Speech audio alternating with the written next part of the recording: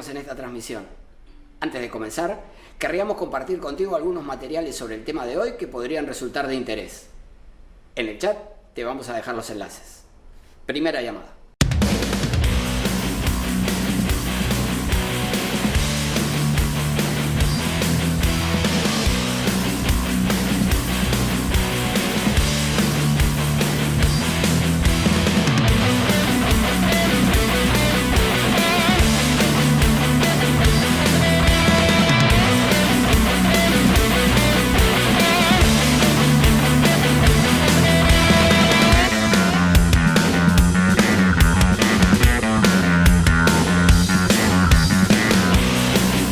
Ya estamos por comenzar la transmisión, pero antes quería pedirte que si te interesan nuestros contenidos, nos sigas en nuestras redes sociales.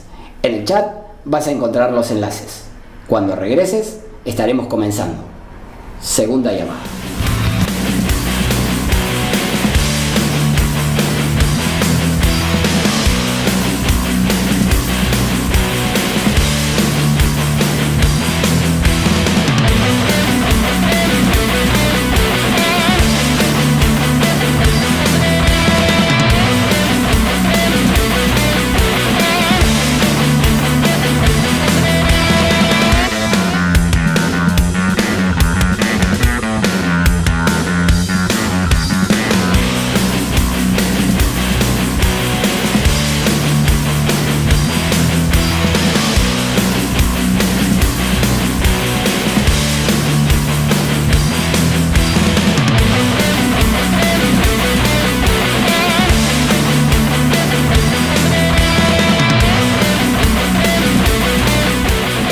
Esta es la tercera llamada. Comencemos de una vez.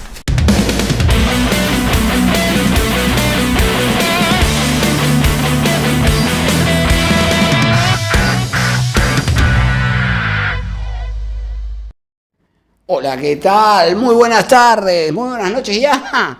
¿Cómo están ustedes? Comenzamos un nuevo programa de la tercera temporada de El Constitucional, que como siempre se sigue transmitiendo a través de nuestra página de Facebook, Omar.Sar, por televisión abierta, a través de Onda Digital Perú, canal 18.4 en Lima, y a través de la plataforma de LP Pasión por el Derecho, que es una entidad de referencia jurídica y brinda capacitación a miles de profesionales. Como siempre decimos, El Constitucional es un programa multimedia que se transmite por web, por redes sociales, por televisión abierta. ¿Para qué quieres más? Les vamos a pedir, como siempre, que nos dejen su like en esta transmisión, que se incorporen como colaboradores de nuestra página de Facebook, Omar.Sar, para que el material que nos interesa sobre el derecho constitucional llegue a más gente. Como ustedes saben, en esta transmisión, como en todas las que hacemos, aportamos material, aportamos sentencias, aportamos doctrina, en este caso también un video del doctor Luis Durán, a quien después de la pausa vamos a entrevistar. Como ustedes saben, el doctor Luis Durán Rojo es un experto en derecho tributario y además es profesor del posgrado de la Universidad de San Martín de Porres, así que el programa de hoy viene muy, pero muy interesante. Vamos a analizar los principios del derecho tributario desde la perspectiva constitucional y luego vamos a entrevistar a un experto tributarista que tiene también un enfoque desde la Constitución. Así que tenemos un gran plan por delante. Muy bien, vamos a ver esto. Todo tributo presupone la existencia de un deber que siempre incide de alguna forma en la esfera patrimonial de los contribuyentes. Existe una intensa discusión en torno a si el pago de impuestos, por ejemplo, sobre la renta, como el impuesto a la renta, el impuesto sobre las ventas, el IGB, o sobre el consumo, el selectivo, o sobre los activos, el impuesto transitorio a los activos netos, o los impuestos a la herencia, resultan legítimos o no. Hay quienes sostienen que constituyen una apropiación ilegítima de la riqueza ajena y que nadie, incluyendo al Estado, puede apropiarse de lo que generan las personas por medios lícitos. Claro, desde esta perspectiva, el Estado debe ser mínimo y limitarse a garantizar la libertad de los sujetos. Robert Nozick, por ejemplo, diría que el Estado solo debe garantizar la seguridad y el cumplimiento de los contratos, y que de lo demás debe ocuparse el mercado. Él pensaba en un Estado mínimo.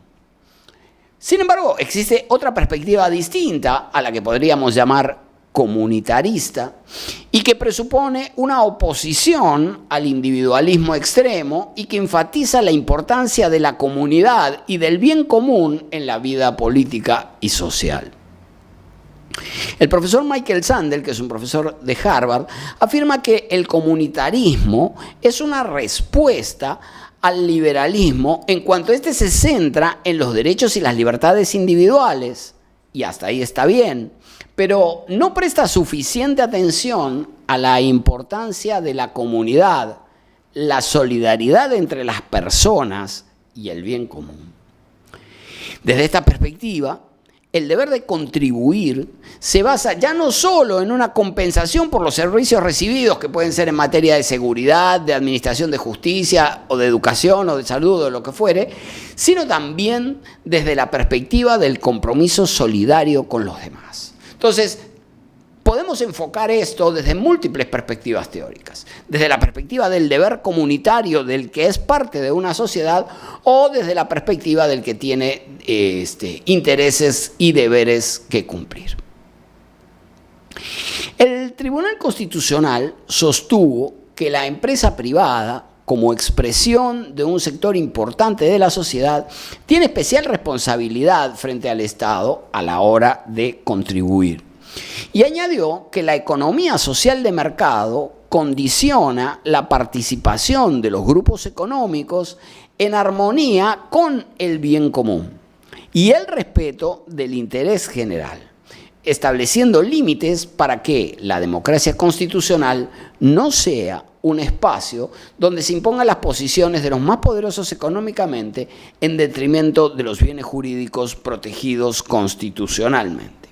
Como ustedes saben, los derechos que derivan de la Constitución son una exigencia que obliga también a los particulares, desde esa perspectiva del efecto horizontal de los derechos fundamentales. La Constitución regula expresamente diversos aspectos relacionados con el derecho tributario. En primer lugar, el artículo 74 establece lo siguiente, y cito: los tributos se crean, modifican o derogan o se establece una exoneración exclusivamente por ley o decreto legislativo en caso de delegación de facultades, salvo los aranceles y tasas, los cuales se regulan por medio de decreto supremo. Como ninguna persona está obligada a hacer lo que la ley no mande expresamente, el deber de tributar tiene que estar, en consecuencia, expresamente establecido por la ley. La Constitución garantiza que nadie está obligado a hacer lo que la ley no manda, ni puede ser privado de lo que ella no prohíbe. Pero para que exista un deber legal exigible de que usted haga algo, como por ejemplo que pague tributos, tiene que estar previamente establecido en la ley. La reserva de ley, a la que hace referencia el artículo 74 que acabamos de leer, hace referencia a que la obligación debe estar establecida en una norma de jerarquía legal, ya que el tributo puede venir establecido por medio, también puede venir establecido por medio de un decreto legislativo, si es que se delegó facultades al Poder Ejecutivo para que lo diseñe, a tenor del artículo 104 de la propia Constitución, que autoriza esta posibilidad de delegar facultades legislativas.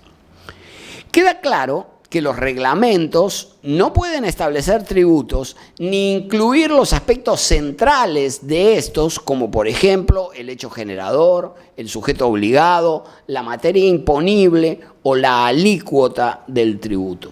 Solo pueden delegarse al reglamento los aspectos operativos no esenciales del tributo, dijo el Tribunal Constitucional.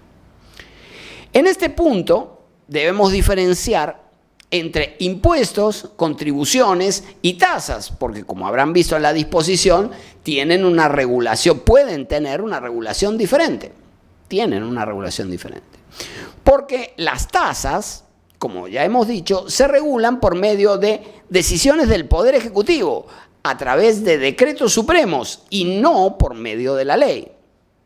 En consecuencia, tenemos impuestos y contribuciones en el ámbito de la ley y tenemos, por el otro lado, tasas en el ámbito de la competencia del Poder Ejecutivo de dirigir la política económica y aprueba este tipo de tributo por medio de decretos supremos. Un impuesto es una obligación que se fija a las personas o empresas que no está sujeta a contraprestación, es decir, el impuesto no tiene una contraprestación específica y se orienta a financiar, exclusivamente se orienta a financiar el presupuesto público para el desarrollo de la actividad estatal. Es este aporte, esta contribución, no es un buen término contribución en este punto porque, digamos, hay que diferenciarlo de las contribuciones, es el aporte a la comunidad, ¿correcto? Es el aporte de cada persona a la comunidad. Las contribuciones, en cambio, estas sí constituyen un aporte a un fondo, pero con este fondo tiene un propósito específico para financiar, por ejemplo, una obra pública o para financiar vivienda, por ejemplo, como era en el caso del FONAVI. Que, claro, hubo que devolver los fondos, pero no porque hubiera un derecho originario, sino porque no se cumplió la finalidad de ese fondo. Pero los fondos, las contribuciones se refieren a aportes a fondos con finalidades específicas. Las tasas, por último, presuponen el pago por el uso de un bien o por la prestación de un servicio. Es decir, tienen una contraprestación. El pago de tasas tiene una contraprestación. Y esa contraprestación la recibe el obligado de modo directo. Estas son, por ejemplo, las que pueden ser reguladas por el Poder Ejecutivo mediante decretos supremos. El Tribunal Constitucional ha resuelto que el principio de legalidad en materia tributaria se traduce en el aforismo nullum tributum sine lege. Es decir, no puede haber un tributo sin que esté previsto en la ley. Y consiste en la imposibilidad de requerir el pago de tributos si una ley o norma con rango de ley no lo tiene regulado. Este principio cumple una función de garantía individual al fijar un límite a las posibles intromisiones arbitrarias del Estado en los espacios de libertad de los ciudadanos y cumple también una función plural toda vez que se garantiza la democracia en los procedimientos de imposición y reparto de la carga tributaria. Es el legislador que representa a la comunidad en conjunto quien decide cómo se habrán de distribuir las cargas, cuál es la tasa y cuáles son los sujetos gravados. El artículo 74 de la Constitución establece también, en el siguiente párrafo respecto del que leímos, en el primero establece el principio de legalidad tributaria, entonces, en el segundo dice, los gobiernos regionales y los gobiernos locales pueden crear, modificar y suprimir contribuciones y tasas o exonerar de estas dentro de su jurisdicción y con los límites que señala la ley. Queda claro entonces que la potestad tributaria también puede ser ejercida por los gobiernos subnacionales, léase municipalidades y gobiernos regionales, pero en este ámbito subnacional solo pueden regularse los tipos de tributos a los que hacíamos referencia en la disposición constitucional. Contribuciones a fondos con fines específicos de alcance local, como por ejemplo el desarrollo de carreteras u obras de infraestructura local, y por otro lado también tasas retributivas de servicio, como por ejemplo los arbitrios relacionados con la limpieza pública, ahí tienen la contraprestación de la tasa, o el mantenimiento de parques y jardines, o la tasa por seguridad, por serenazgo, etcétera, ¿no? El Tribunal Constitucional, en el expediente 17-2012, en un proceso de inconstitucionalidad, recogió una serie de criterios relacionados con el uso, la superficie y la ubicación del predio, entre otros criterios, para determinar la legitimidad del ejercicio de la potestad tributaria por parte de los gobiernos locales, de modo de evitar intervenciones que acaben resultando ilegítimas en principios constitucionales tales como razonabilidad, capacidad contributiva o proporcionalidad. La idea es el tribunal desarrolla una serie de criterios que deben tener las ordenanzas tributarias de las municipalidades para resultar legítimas, para resultar conformes con el marco constitucional. El artículo 74 incluye también los principios de igualdad y de respeto de los derechos fundamentales de la persona. Naturalmente que la distribución de las cargas debe realizarse con criterio equitativo y sin recurrir a diferenciaciones que pudieran resultar arbitrarias u ofensivas de la dignidad, como sexo, raza o religión. La condición social, en cambio, sí puede ser un criterio válido para establecer diferencias en la obligación de tributar. Es decir, puede haber tributos que tengan tasas diferenciadas de acuerdo con el caudal económico que genera el contribuyente. Por ejemplo, el impuesto a la renta. El impuesto a la renta tiene tasas escalonadas. Cuanto más gana la persona, tiene una obligación mayor. Así que aquí, con un criterio económico y eventualmente con un criterio social, se puede establecer diferenciaciones en materia tributaria. Entonces, este principio de igualdad sigue la regla general sobre el principio de igualdad en el sentido de que no supone un trato idéntico de todos los contribuyentes. Eventualmente pueden existir tratos diferenciados que resulten legítimos. Y si bien no pueden obedecer a criterios prohibidos como los desarrollados en el 2.2 de la Constitución, sin embargo, la condición social o la condición económica eventualmente pueden ser criterios justificados de diferenciación en el caso de las cargas tributarias. Por otra parte, la Constitución establece también que ningún tributo puede tener carácter confiscatorio. Y aquí entra un nuevo principio. Hemos hablado de los de capacidad contributiva, hemos hablado del principio de legalidad tributaria, hemos hablado del principio de igualdad, de razonabilidad, de proporcionalidad. Ahora vamos a ver otro que es el principio de no confiscatoriedad. Algo que tiene completo sentido, por supuesto, porque el deber de tributar no puede derivarse en la quiebra económica de lo obligado, ¿verdad? El principio de no confiscatoriedad informa y limita el ejercicio de la potestad tributaria estatal, garantizando que la ley tributaria no afecte irrazonable y desproporcionadamente la esfera patrimonial de las personas. Es decir, está claro que se debe poder cobrar tributos, está claro que se requiere personas responsables que contribuyan con la comunidad, pero esto no puede conducir a su ruina, naturalmente. Entonces tiene que existir un límite de la exigencia de contribución. Entonces, las tasas deben, y no solo ellos, sino el resultado de la obligación tributaria debe resultar no confiscatorio. El Tribunal Constitucional, en su jurisprudencia, ha desarrollado también el principio de capacidad contributiva que se conecta con el que ya aludíamos, principio de no confiscatoriedad, y también se conecta con el principio de igualdad en materia tributaria. El Tribunal Constitucional, por ejemplo, resolvió que el impuesto a la renta grava las utilidades y por lo tanto no puede afectar la fuente productora de la renta. Si el impuesto acaba gravando la fuente productora de la renta, entonces ese impuesto es inconstitucional. ¿Por qué? Por resultar contrario al principio de no confiscatoriedad. Solo se pueden gravar, cuando hablamos del impuesto a la renta, las utilidades y no se puede afectar con el cobro del impuesto a la renta la fuente productora de la renta, de esa utilidad.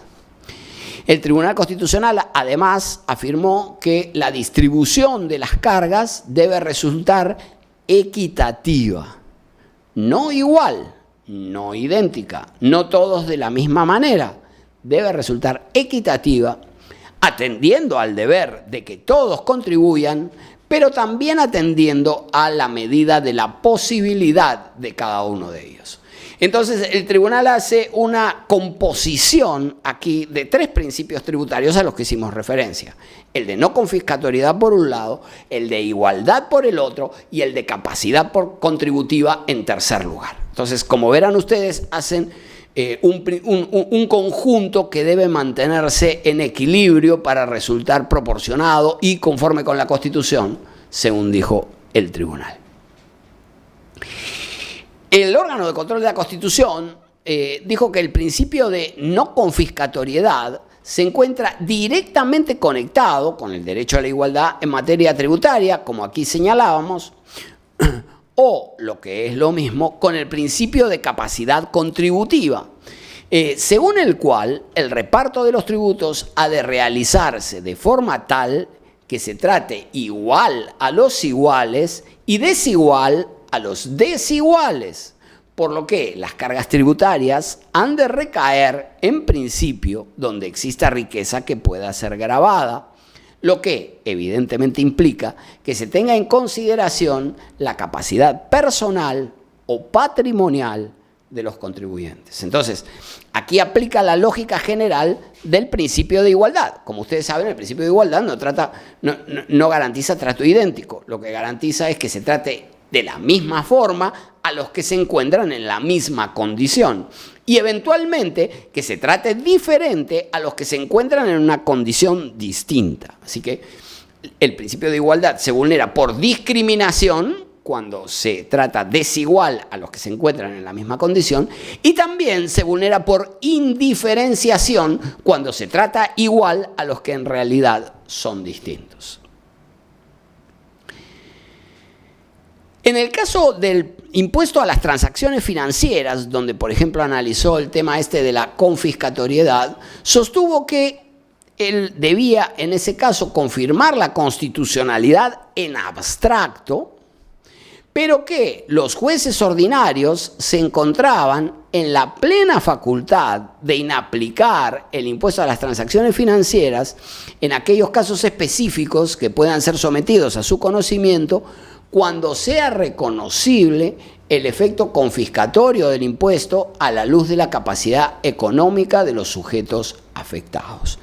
Lo que dice es, en buena cuenta, yo no advierto que en abstracto resulte confiscatorio. Ahora bien, si en algún caso se demostrare que la acumulación de operaciones y el pago, por ende, de tasa de impuesto por cada una de esas operaciones vulnera el derecho, se acaba transformando en confiscatorio, entonces los jueces podrían inaplicar ese impuesto a ese caso concreto.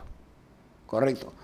En consecuencia, uno abre la posibilidad de ejercicio del control difuso respecto de una norma cuya constitucionalidad es confirmada en esa sentencia, ¿no? Y por otro lado, existe otra discusión importante que subyace al del impuesto a las transacciones financieras, y es si el tributo tiene que tener siempre una finalidad recaudatoria o puede perseguir otros fines parafiscales. Esto es decir, por ejemplo, el impuesto a las transacciones financieras, que tiene una tasa, una alícuota muy pequeña, no tiene una finalidad propiamente recaudatoria, sino más bien de control, ¿correcto? Si usted realizó una muy importante cantidad de operaciones financieras y tuvo una utilidad muy pequeña, bueno, pues es verdad que pudieron haber ido mal los negocios y finalmente no haber resultado las muchas operaciones realizadas en utilidades realizables. Así que perfectamente podría suceder.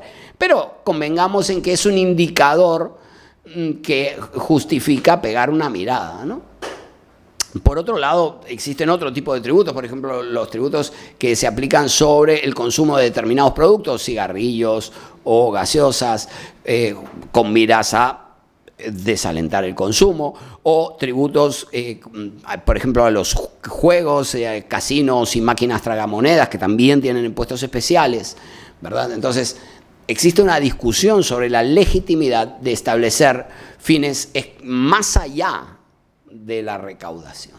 Si el Estado puede introducirse en la vida privada y decir, esto te hace daño, a ver, le voy a aplicar un impuesto para que te resulte más caro comprar. La Constitución establece también que, y esto es muy importante, no surten efecto, escuchen bien, no surten efecto las normas tributarias dictadas en violación de lo que establece el presente artículo. Dice el artículo 74, no surten efecto. Queda claro entonces que si las normas tributarias que resulten confiscatorias, discriminatorias o infractores de cualquier otro principio de los que hemos hecho referencia, no surten efecto, si no surten efecto, como decimos, entonces no lo harán, no tendrán efecto desde el momento en el que fueron emitidas. Y por lo tanto, la sentencia que declare su inconstitucionalidad podría eventualmente tener efecto retroactivo. Eso fue exactamente lo que pasó en el expediente 33/2004. Ahí les hemos dejado, en los comentarios de esta transmisión, les hemos dejado el enlace a la sentencia. En ese caso, el Tribunal Constitucional resolvió que el modo como estaba regulado el anticipo del impuesto a la renta resultaba contrario al artículo 74 de la Constitución. Y por lo tanto, declaró su inconstitucionalidad con efecto retroactivo y, como declaró la inconstitucionalidad con efecto retroactivo, ordenó a la SUNAT que devuelva las sumas que hubiese percibido por ese concepto. Así que tenemos una sentencia en materia tributaria en la que el Tribunal Constitucional declaró la inconstitucionalidad del tributo, pero no a partir del momento en el que lo dispuso, sino desde el origen. ¿Y por qué? Porque el artículo 74 establece que las normas tributarias aprobadas en infracción de los principios que allí se establecen resultan que no surten efecto. Eso es lo que dice el artículo 74 de la Constitución y como consecuencia de ello, el Tribunal Constitucional en este caso declaró la inconstitucionalidad con efecto retroactivo. Por último, y con esto vamos a terminar nuestra exposición, vamos a mencionar que el Tribunal Constitucional ha convalidado la constitucionalidad de una diversidad de tributos que gravan, por ejemplo, el ingreso a los espectáculos públicos no deportivos, el aporte por regulación, que se aplica a la minería. El Tribunal Constitucional consideró que el aporte por regulación se orienta a financiar la supervisión y la fiscalización de la actividad minera por parte de OEFA, así que legitimó el cobro por aporte por regulación, el impuesto a las transacciones financieras, al que hacíamos referencia recién, el impuesto mínimo a la renta, el impuesto a los casinos y máquinas tragamonedas, entre otros. Así que hay un bagaje de jurisprudencia constitucional relacionada con temas tributarios. En algunos casos declaró su inconstitucionalidad en una primera regulación de casinos, más tarde modificada y convalidada, y en el tema del impuesto, del anticipo del impuesto a la renta, que también fue declarado inconstitucional, este caso en el que dijimos que la sentencia tuvo efecto retroactivo.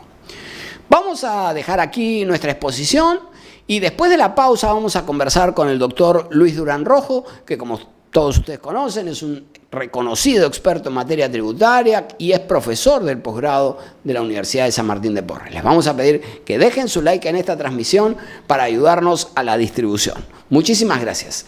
Nos vemos después de la pausa. Ahora regresamos con la entrevista.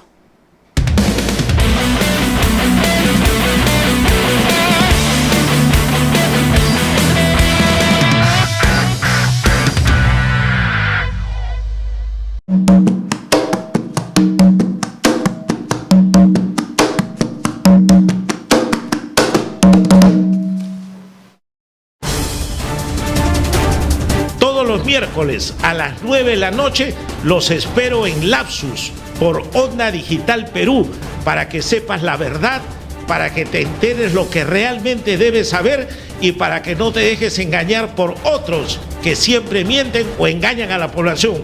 Lapsus, Onda Digital Perú, miércoles 9 de la noche.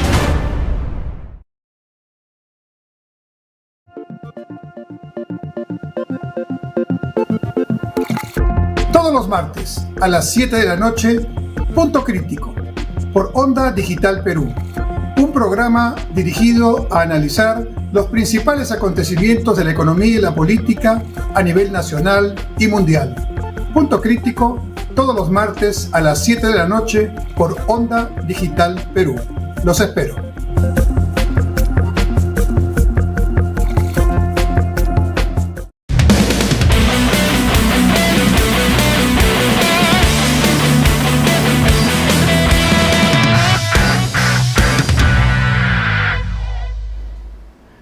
Muy bien, muchas gracias por seguir acompañándonos. Vamos a conversar ahora con el doctor Luis Durán Rojo. Como les decíamos, el doctor Durán Rojo es un experto en Derecho Tributario, es profesor del posgrado de la Universidad de San Martín de Porres. Doctor Durán, ¿cómo está usted? Muy buenas tardes, muy buenas noches ya, yo sigo de tarde. ¿Cómo está? Buenas noches, Omar. Gracias por la invitación en primer lugar a tu programa. He estado escuchándolo, no he escuchado hace mucho tiempo mejor reflexión sobre los temas tributarios, así que te felicito, he gozado de tu reflexión. Y bueno, a la orden para No, estoy seguro, te pido que me eso llames es solo Luis, por gentileza favor. de tu parte, Luis. Bueno, pero vamos, me gustaría comenzar haciendo algunas preguntas, ¿no?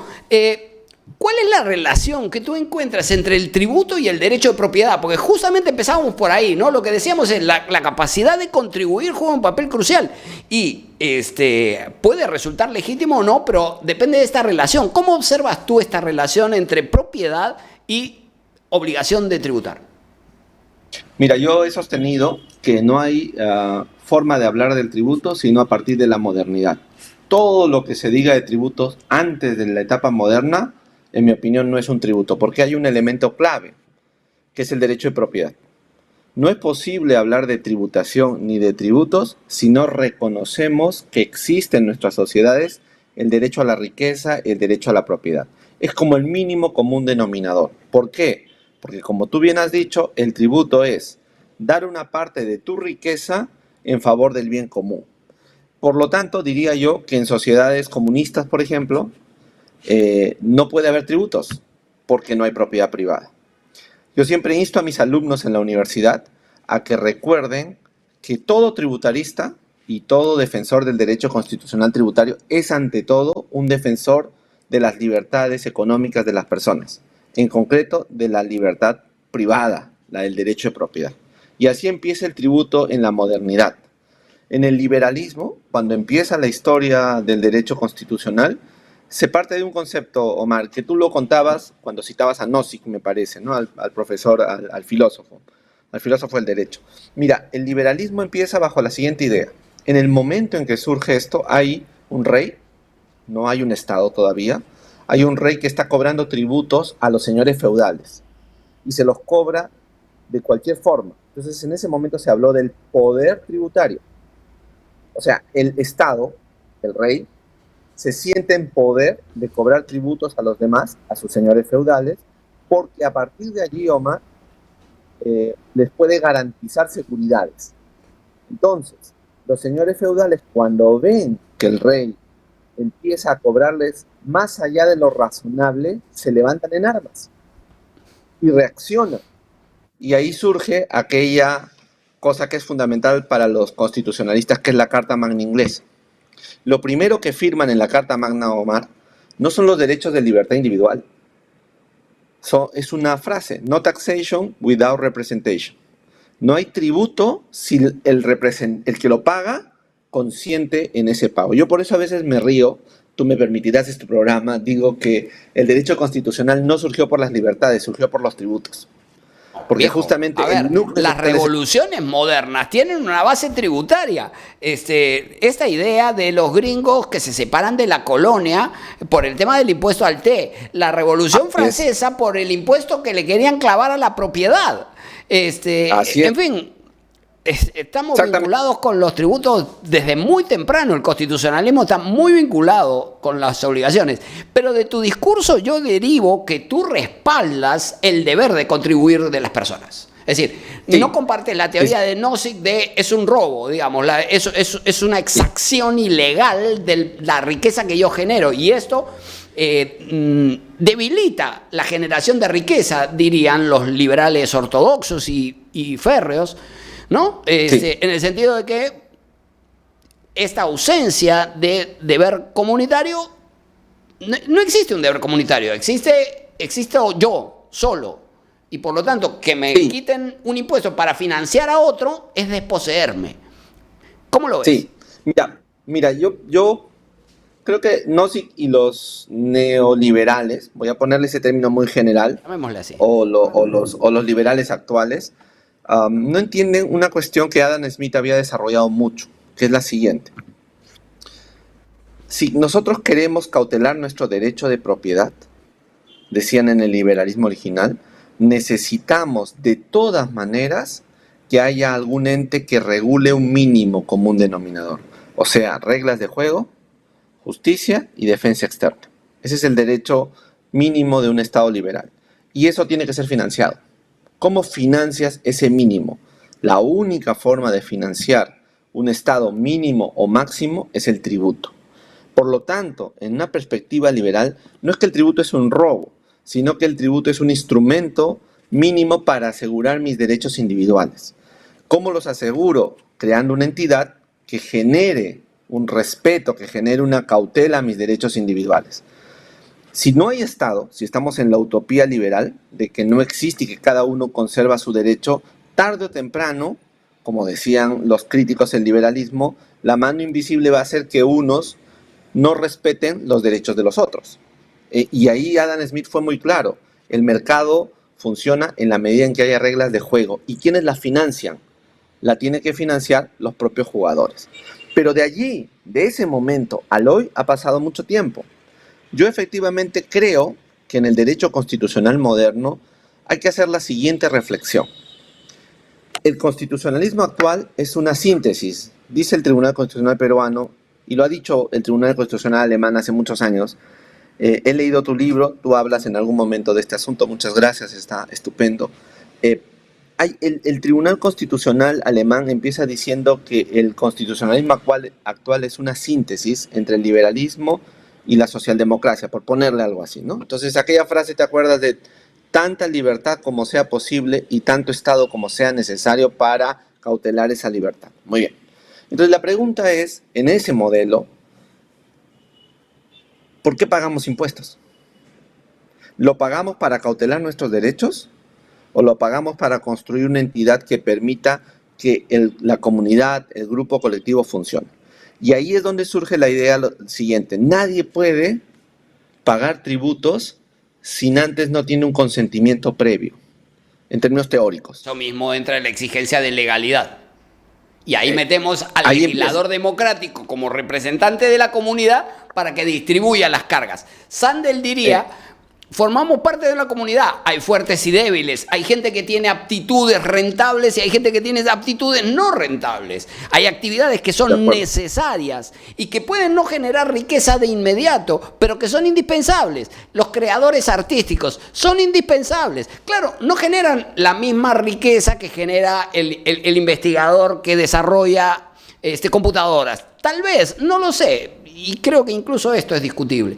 Pero por eso mismo, la democracia, y el ámbito de la democracia es el del Parlamento, independientemente del que el que tengamos pueda gustarnos más o menos en nuestro caso. Muy malo. Sí, claro. Es muy pero malo. digamos, vamos, Pero es el ámbito, son los que hemos elegido, viejo. Y esa es la representación que hay.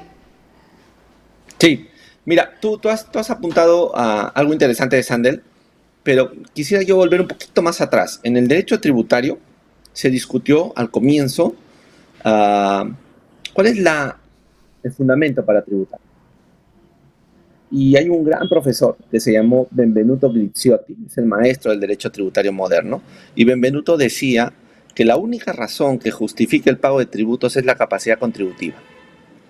Tú no puedes cobrarle a alguien un tributo si no manifiesta capacidad contributiva. Si el hecho que estás grabando no manifiesta capacidad contributiva, decía él. Por eso es que en las constituciones de la década de los 40, 60 del siglo pasado, casi todas incluyen el principio de capacidad contributiva como fundamento. Entonces, la capacidad contributiva fue el eje del Estado liberal y del Estado social en materia tributaria. Pero luego, tú has dicho hoy día, ¿no? Fines extrafiscales, el derecho a la igualdad, el deber de igualdad. Cuando las constituciones empiezan a decir los derechos tienen un carácter bifonte, o sea, es un derecho y a la vez puede ser un deber, entonces te preguntas, ¿el derecho a mi capacidad contributiva qué es? Es un deber. Y ahí es donde surge el deber de contribuir. Para justificar racionalmente que la contribución, o sea, el tributo, no es un poder.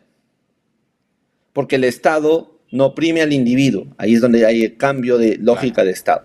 El Estado es la construcción cultural colectiva. Tiene límites no, y los límites y los derechos constitucionales, los derechos reconocidos en la Constitución constituyen límite a la potestad tributaria que el Estado puede ejercer. Así es. Y entonces de ahí se mueve un poco a lo siguiente. El Estado no tiene potestades, van a decir los constitucionalistas modernos tributarios. El Estado lo que tiene es facultades de imposición regladas por la Constitución. Porque ya no es una potestad suya, sino es una facultad dada por el acuerdo constitucional. Y por lo tanto, esa facultad que tiene el Estado proviene ¿de dónde? No proviene de la idea del Estado. El Estado poderoso no nos puede quitar nuestro dinero. No puede ir contra nuestro derecho de propiedad. Proviene de nuestro deber de contribuir. En las sentencias iniciales del Tribunal Constitucional peruano seguían una línea más o menos tributaria, donde se decía el deber de contribuir es un principio fundamental en sí mismo, un valor que tiene que ver con la propia naturaleza del Estado. El Estado no es un poder, el Estado es el resultado del acuerdo político entre todos y por lo tanto se sustenta financieramente en un deber de contribuir. Y además se decía algo bien interesante, Omar, que venía de afuera. El deber de contribuir tiene un carácter circular. Es un deber cuando pago el tributo, pero es un derecho cuando hay gasto público. Por eso en ese derecho constitucional, el presupuesto, el derecho presupuestario y el derecho tributario son una unidad. O sea, el presupuesto es consecuencia de esto. Y si quieres de una forma más o menos práctica te diría, o a los que te escuchan, ¿no? Cada vez que hay un político que se roba el dinero del Estado, en realidad está violando el derecho de la contribución de los demás y el deber de contribuir de los ciudadanos. Porque esa plata es un financiamiento público. Entonces, pero el Tribunal Constitucional peruano luego tuvo un giro, Omar, y es importante plantearlo. El giro fue este, dijo, no, mira, ¿sabes qué? El deber de contribuir no es en sí mismo un principio fundamental de la Constitución, sino que deriva de otro principio. ¿De cuál otro principio? De la solidaridad. Porque tú contribuyes por solidaridad con otros. Y yo creo, y si quieres, voy a ser un poquito crítico, me parece que la solidaridad no es el elemento central del deber de contribuir, en mi opinión. Porque tú no contribuyes para otros. Tú contribuyes porque es tu deber ciudadano. No para otros, sino para construir esa unidad que es la comunidad. Sanders lo diría, la comunidad. O sea, el espacio público que genera el Estado y la sociedad es el espacio que yo como ciudadano me encuentro en deber de formar. Así como tengo el deber de votar, yo no voto por solidaridad. Así como yo tengo el deber de repudiar cuando la Constitución es violentada por un dictador, eso no proviene de mi solidaridad, proviene de mi deber como ciudadano. Entonces, creo que ese giro doctrinal que dio el Tribunal Constitucional sacó al deber de contribuir de su esfera tributaria y de deber propio para llevarlo a un derivado de la solidaridad, que puede serlo, yo no digo que no, pero le quita la esencia individual. Si yo creo en el derecho de propiedad individual, Perspectiva ideológica distinta sobre el papel del tributo. tengo el deber de contribuir. Claro. Me gustaría pasar a algunos temas más concretos, Luis. Me gustaría pasar a algunos temas más concretos, Vamos. sin perjuicio de la importancia, porque digamos, estos temas filosóficos son los que respaldan el criterio que vayamos a tener sobre los tributos concretos. Naturalmente que esto informa la base, digamos, estamos hablando del cimiento.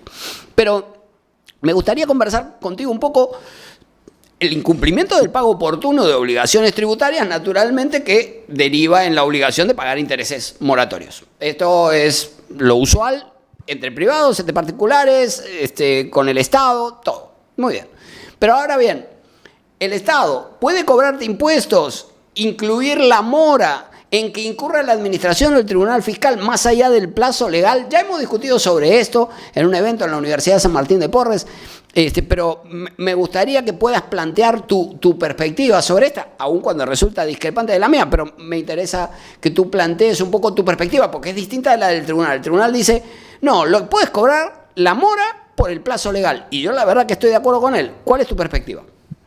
Sí, mira, primero tengo que hacer un disclaimer, discúlpame que lo tengo que hacer. Yo en estos casos de intereses he apoyado la posición de la SUNAT, pero voy a salir un poquito de esa posición de defensor, de abogado de la SUNAT que he tenido en estos casos, para ponerme en la situación de profesor, que es lo que mi obligación me lleva, ¿no?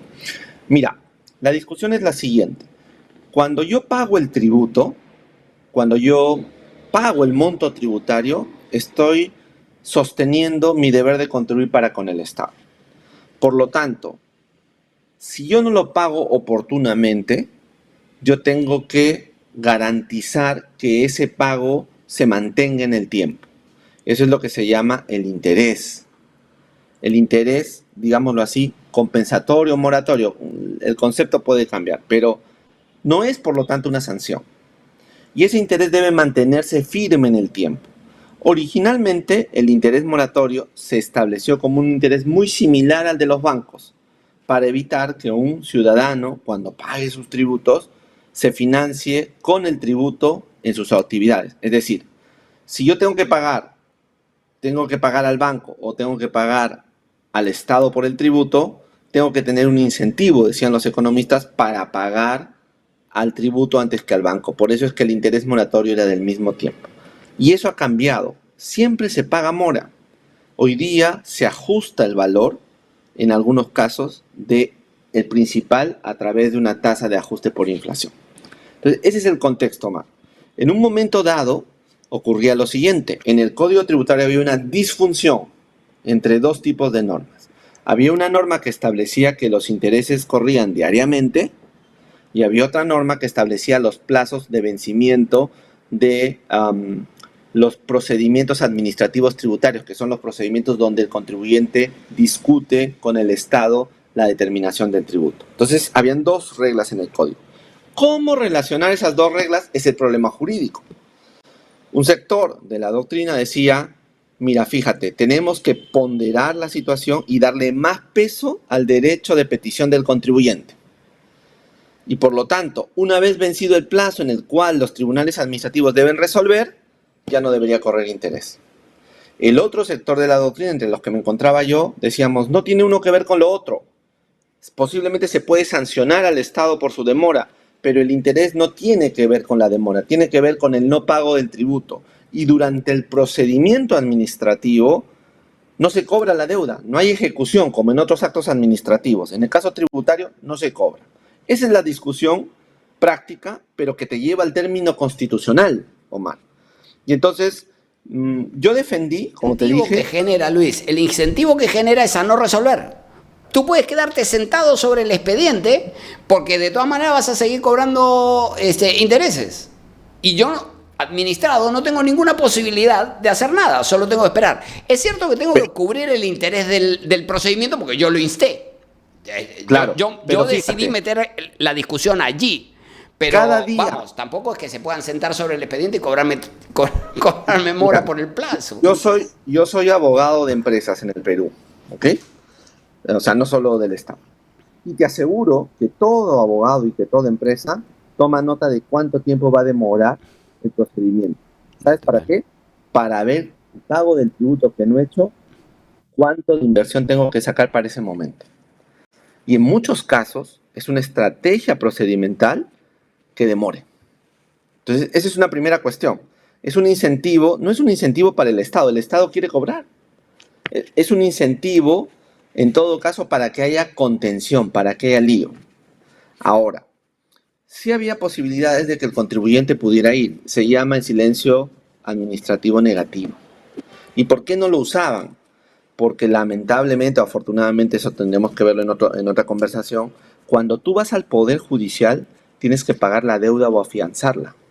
Por lo tanto, tu situación cuando acaba el procedimiento administrativo cambia rotundamente. O sea, durante todo el procedimiento administrativo no pagas el tributo, pero para ir al Poder Judicial tienes que pagarlo. Entonces, la fianza para interponer el recurso de apelación, es decir, solo apelas y ya. En cambio, para presentar la demanda contenciosa administrativa ya es otro cantar. Exactamente. Entonces, en muchos casos también es un incentivo para la empresa, porque te permite esperar un tiempo, el paso pierdes, dar el paso al Poder Judicial es un problema. Pero siendo el constitucional, yo cuando ante el tribunal varias veces les dije que resolver de una manera que satisfaga a todos, porque eso es el constitucional. O sea, y no lo hicieron. ¿Y cómo satisfaces a todos? Cuando tu argumento es razonable, cuando tu argumento es de peso. Entonces, el que ha hecho el tribunal ha opuesto dos valores: el derecho de petición versus el deber de contribuir y la capacidad contributiva. Pero el análisis que ha usado es un análisis de priorización. Para el Tribunal Constitucional, si tú lees la sentencia, el derecho de petición está por encima de todo lo demás.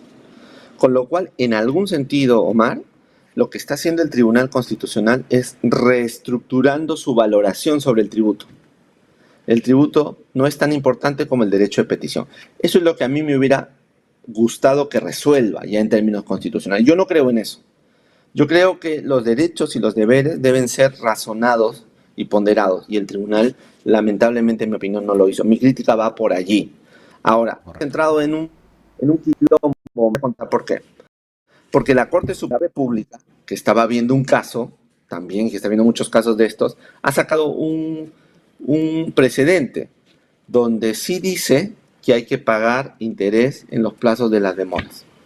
Entonces estamos en una tensión entre el precedente del Tribunal Constitucional y lo que la Corte Suprema ha dicho. Entonces, los tributaristas y los que estamos especializados en derecho constitucional nos estamos rompiendo la cabeza para saber cómo va a funcionar este asunto así. Pero digo, por si acaso, tomen en cuenta cómo acabaron las disputas anteriores de la misma naturaleza, ¿no? Es decir, la disputa con el Jurado Nacional de Elecciones sobre el amparo electoral y con la Junta Nacional de Justicia, lo que era entonces el Consejo Nacional de la Magistratura, sobre la motivación de las resoluciones. Digo nomás. Sí, pero recuerda, por ejemplo, en materia tributaria, el impuesto a los juegos de casinos y máquinas tragamonedas. Acabó al revés. El Tribunal Constitucional tuvo que rectificarse en un momento dado. Porque el impuesto cambió. Lo que pasa que decía...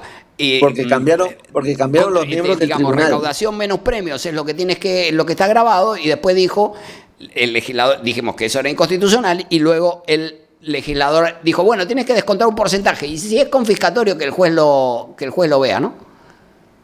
Buscó un porcentaje que podías descontar. Yo creo que porque cambiaron los miembros del Tribunal Constitucional. Eso también pasa, por supuesto que sí, naturalmente, cambia el criterio, por supuesto, y por eso hay renovación en los tribunales constitucionales. Luis, nos está ganando el tiempo, nos estamos yendo de madre. Me gustaría hacerte dos preguntas juntas para terminar sobre casos concretos. Una que nos formulaba aquí en las redes sociales sobre que los pagos recibidos por expropiaciones de bienes están sujetos al impuesto a la renta. Eso es uno. Y otra discusión que también he visto en redes relacionada con si el pago por ingreso a museos o, por ejemplo, a Machu Picchu pueden ser considerados como tasas. Entonces, por un lado, impuesto a la renta sobre pagos recibidos por expropiación, el justiprecio compensatorio de la expropiación, y el pago por ingreso si es tasa. Empecemos por lo último, que es más sencillo. Sí son tasas. Todos los pagos a museos, a monumentos arqueológicos son tasas. Todas ellas son tasas. Incluso son tasas los pagos que uno hace para sacar el pasaporte.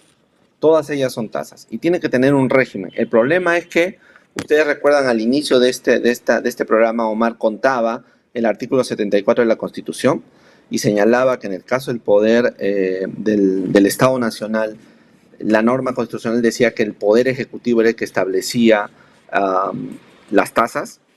Ahí hay un error, porque hay otros órganos autónomos, por ejemplo, el Jurado Nacional de Elecciones, etcétera, que tienen que producir sus propias tasas. Entonces, el instrumento que usan es su mejor instrumento. y por lo tanto lo realizan. Cuando se trata de gobiernos regionales y gobiernos municipales, se trata de una ordenanza. ¿Qué pasa con organismos como el que maneja, por ejemplo, los museos? Organismos que manejan Machu Picchu. Ellos tienen que aplicar sus propias normas. Y acá ha habido una discusión muy fuerte a nivel judicial. Los jueces, creo yo, han hecho una interpretación del texto constitucional y han dicho, ante el vacío de qué pasa con entidades autónomas, las entidades autónomas pueden crear sus tasas a través de los mecanismos normativos, entre comillas, que cada una de ellas tiene. Eso pasa con la SUNAT, bueno, la SUNAT no tiene tantas tasas, pero pasa con cualquier ministerio, etc. Entonces, en conclusión, sí, cada vez que hay un servicio público individualizado en el contribuyente, cada vez que hay un uso exclusivo de un bien común, cada vez que el Estado presta un servicio como casarse, esas son las tasas. Y son de 3 tipos las tasas: las licencias, los derechos y los arbitrios. Los arbitrios normalmente son los arbitrios por limpieza pública, parques y jardines. Los derechos son, por ejemplo, cuando se han casado han pagado un derecho al matrimonio. Cuando tienen que inscribir a una persona tienen un derecho que pagar al Estado. Y las licencias son la autorización, el costo que genera autorizarte a darte una licencia justamente para poder trabajar, para poder actuar en la sociedad. Entonces siempre vamos a tener eso como tributos. No es lo mismo otros pagos que se hacen algunas empresas que tienen, entre comillas, naturaleza estatal. Por ejemplo, a SEDAPAL, cuando hacemos el pago del agua potable en Lima, no estamos pagando un tributo. Estamos pagando ahí un precio como si fuera una empresa privada. Y tu segunda pregunta es bien interesante. El caso existe desde hace mucho tiempo y el caso central fue este. Ustedes saben que en el Aeropuerto Internacional Jorge Chávez hay todo un terreno donde se está haciendo la segunda pista y se va a ampliar más o menos hasta el río Chillón. Muy bien, esos terrenos eran privados. Si queríamos ampliar el aeropuerto necesitábamos, en algún sentido, expropiarlos, quitarles su derecho a la propiedad a las personas y convertirlo en una propiedad para asignarle en la concesión. En el Perú hubo una discusión muy grande sobre las expropiaciones y en la Constitución de 1993 se estableció que para realizar un acto expropiatorio necesitas una norma, por un lado, y 2, necesitas hacer un justiprecio, tienes que pagarle lo justo. Lo justo es el valor que realmente tiene ese monto. Entonces, fíjense, los dueños de esos terrenos tenían un valor de ingreso cuando ellos lo compraron muy bajo y como son terrenos que van a subir, o sea, van a utilizarse mucho, el precio era muy alto. Entonces, ¿qué manda la ley del impuesto a la renta? La ley del impuesto a la renta manda que el valor de tu compra del terreno versus el valor a lo que lo venderías, esa diferencia se llama ganancia y sobre ella se paga el impuesto a la renta. Es decir, Omar, si una persona de ahí quería venderle esa zona era la periferia, en su momento fue la periferia, hoy es el centro de la ciudad. Exactamente. Entonces, claro, el valor del predio naturalmente que no es el mismo. El valor de un predio rural fuera de la ciudad naturalmente no es el mismo que en el centro de la ciudad.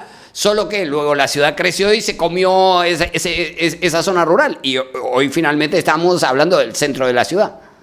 Entonces la discusión, Omar, la discusión que se armó fue la siguiente. Cuando el Estado te expropia tu terreno y te paga un justo precio, o sea, el valor de mercado, esa diferencia entre lo que a ti te costó y el valor de mercado, ¿debe pagar impuestos o no? En la ley del impuesto a la renta dice que sí. Una empresa que fue al amparo y se fue hasta el Tribunal Constitucional y el Tribunal Constitucional le dio la razón a la empresa. Le dijo que ese era un monto, digamos, intocable. Hizo una interpretación bien rara de la Constitución diciendo que las reglas de indemnización son como un bloque cerrado al que no debería entrar el tributo. Esa fue la posición del Tribunal Constitucional. La Corte Suprema ha sacado una sentencia en casación hace poco y ha dicho lo contrario. Ha dicho, aquí lo que la ley grava es la ganancia del capital. Y la ley dice que la ganancia también se produce por la expropiación. Entonces, el valor que te paga el Estado menos el costo computable, tienes que gravar por la diferencia. Que por lo demás es lo que la ley dice. Hoy día la ley dice que cada vez que te expropien, el Estado en el justo precio tiene que incluir el valor del impuesto a la renta que tú le pagarías. Eso dice hoy día la ley, pero este es un caso anterior. Y lo que importa, seguramente iba a ser delicia de tus comentarios en alguno de tus programas o de tus clases, es lo siguiente. la Corte Suprema ha dicho, y este es un caso muy parecido al otro que te estoy diciendo, ha dicho, lo que el Tribunal Constitucional resolvió en aquel caso era en un amparo, y por lo tanto para el caso concreto. Por lo tanto, yo voy a hacer una interpretación conforme a la Constitución para el resto de los casos. Entonces, yo supongo, me imagino, que el contribuyente de ese caso se irá pues a un amparo contra sentencia, pidiendo el principio de igualdad. Ya no sé qué le diré a este Tribunal Constitucional, pero hasta ahora son esos dos criterios. Además lo ha dicho como muy claramente la Corte Suprema, lo ha dicho expresamente. Muy interesante, Luis. Lo tenemos que dejar acá, lamentablemente. Pero ha sido una conversación enriquecedora, especialmente para mí. Y para todos quienes nos oyen, que sacan provecho de tu clase. Luis, muchísimas gracias, muy amable. Gracias, Omar, y hasta la próxima. Ha sido un honor para mí estar en tu programa. Contamos con tu participación en el Constitucional, te agradezco mucho. Y muchas gracias a todos por acompañarnos en esta transmisión. Recuerden apoyar nuestro trabajo, déjennos su like, compartan la transmisión de este video, incorpórense como colaboradores de nuestra página omar.sar y los esperamos la semana próxima en un nuevo programa de la tercera temporada de El Constitucional. Ya nos vemos.